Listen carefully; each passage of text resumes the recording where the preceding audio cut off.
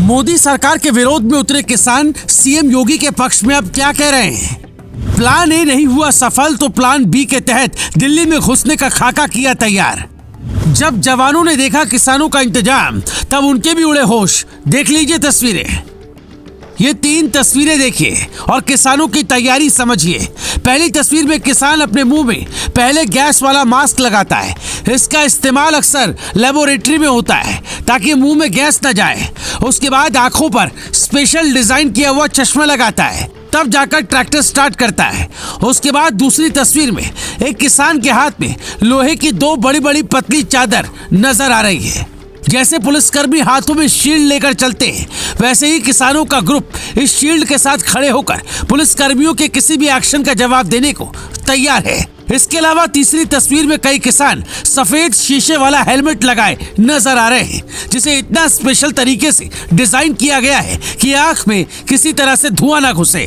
Police जो drone के जरिए किसानों को आंसू बहाने के लिए मजबूर कर रही है, ये उसी को रोकने के लिए है। लेकिन एक बात ये भी है कि इन इंतजामों में जो भी हजारों रुपए खर्च हुए हैं, ज्यादा बड़ा ग्रुप है तो लाखों का बजट भी जा सकता है। वो आखिर कहां से आया? क्या किसान आंदोलन की सच में कोई फंडिंग कर रहा है? इस देश का किसान भी बेहद अमीर है। राकेश टिकैत खुद कहते हैं कि किसानों का अपनी खेती की 1 साल का पैसा आंदोलन में लगाना होगा, पर हर मेहनत की कमाई इस तरह से कम ही लोग खर्च करना चाहेंगे।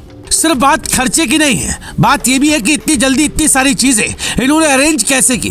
पुलिस के हर सवाल का जवाब आखिर इन्हें तैयार करके कौन दे रहा है? अब तक इनके पास सिर्फ ट्रैक्टर नजर आते थे, लेकिन पहली बार बॉर्डर पर जेसीबी और पोकलेन जैसी हैवी मशीनें नजर आ रही हैं, जो किसी आंदोलन में देखने को नहीं मिलती।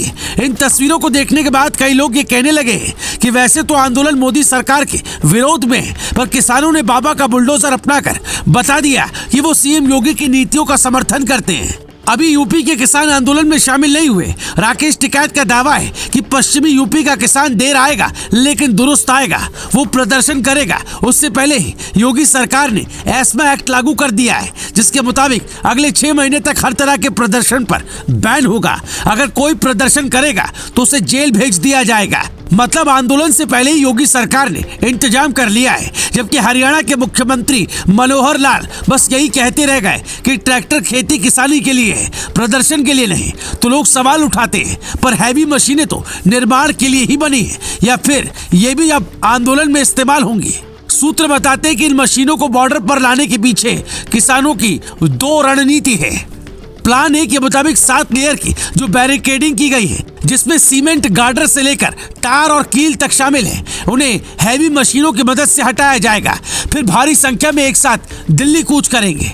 इसके अलावा प्लान बी के मुताबिक शंभू बॉर्डर पर किसानों ने हाईवे पर बैरिकेडिंग होने से नदी के रास्ते पुल बनाकर आगे बढ़ने का प्लान बनाया था। बोरियों में भर भर कर उन्होंने मिट्टी और बालू रखे, जिसकी मदद से पुल बनाकर आगे बढ़ेंगे। ये प्लान जैसे ही बड़े बड़े अधिकारियों तक पहुंचा, उन्होंने फोर्स बढ़ा दी।